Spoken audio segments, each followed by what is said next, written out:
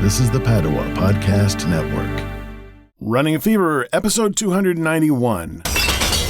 Shattering-the-Yoyo. Track and learn.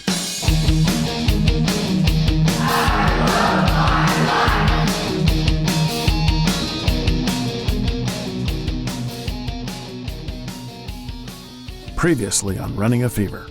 The battle is to regain my metabolism after the rapid weight loss that I've experienced in the last few months. And the victory was, today, I was down 1.8 pounds from yesterday.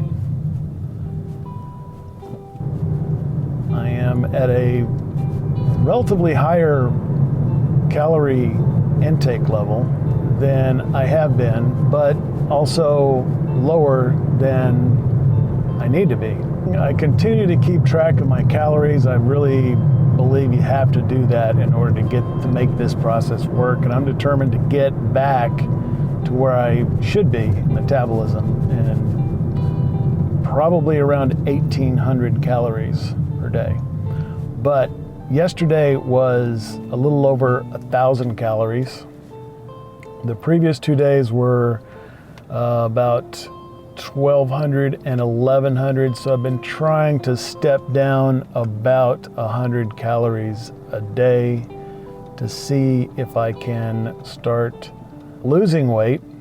Then, from that, try to adjust it until I maintain my weight.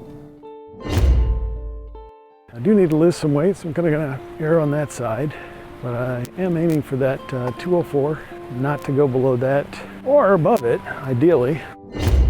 I want you to know this metabolism thing is a serious thing, and it's not just lack of motivation. It's not that we lose our nerve necessarily. That can happen, but if you're still trying to eat healthy, you can't eat enough to sustain yourself without gaining weight. It does happen.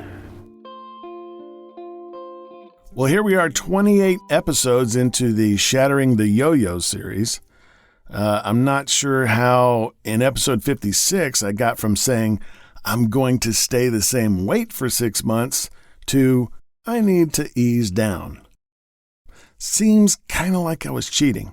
I was already in really good shape at this point, that there should not have been a lot of urgency to lose weight, and the battle for metabolism was in full swing. And going back to 2018, I'm not saying I want to do everything I did back then, that I did everything right. Far from it. The idea is that I did some things wrong again, and that's why I wound up riding the yo-yo again. So I'm learning from that. I'm learning from my mistakes and from the things I did right.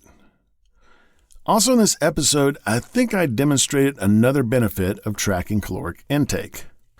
If I'd not been tracking this along with my weight changes, I would not have been able to make a judgment about whether my metabolism was increasing or decreasing, and roughly how many calories I could burn in a day, and the level of activity and kinds of foods I would need to eat in order to burn those calories. For this to work, all of the parameters have to be reasonable. If I'm burning 3,000 calories a day, but I have to spend a couple hours on the stationary bike to do it, that's not reasonable.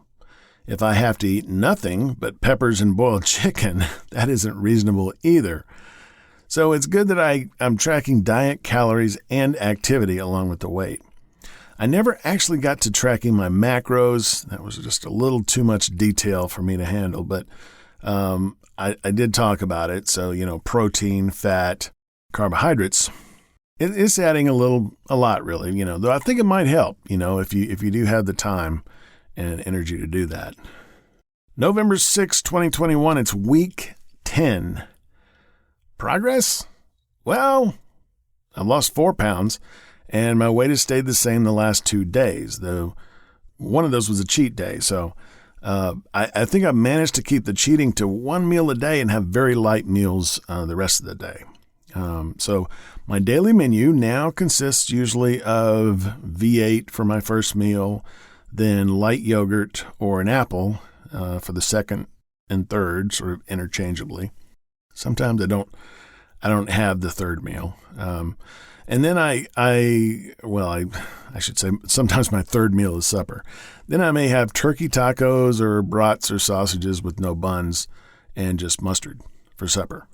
So that's kind of typical day of food for me lately. So I've mentioned my Achilles or heel injury. It causes me to limp. But I already had a limp due to the callus on my other foot. So now I'm in kind of this double limp situation. You'd think they might cancel each other out and maybe even walk normally. But in fact, I'm favoring the right foot more, maybe because the pain is more intense there. Not sure. I'm sleeping really well. I'm not getting any exercise really due to my injuries, but I'm putting more steps on gradually. I don't want to overdo it because of the feet.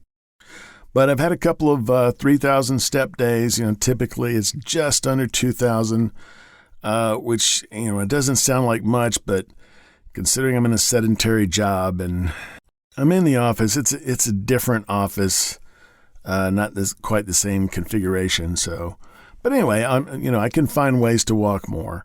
I don't want to overdo it. So I got to be careful about that. And I hadn't been able to do outside work.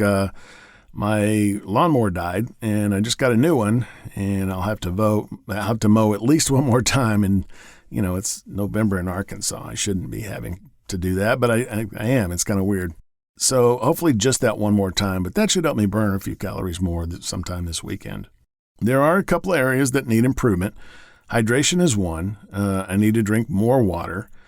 And also I keep forgetting to start on weight training again, which I can certainly do, at least light weights at home with the dumbbells. So I need to start doing that. And, these are all important aspects to living a long, healthy, happy, active life right up to the very end. And that, my friends, is the goal. So, thank you for listening. If you got the fever, keep it. If you don't, catch it, and I'll talk to you next time on Running the Fever.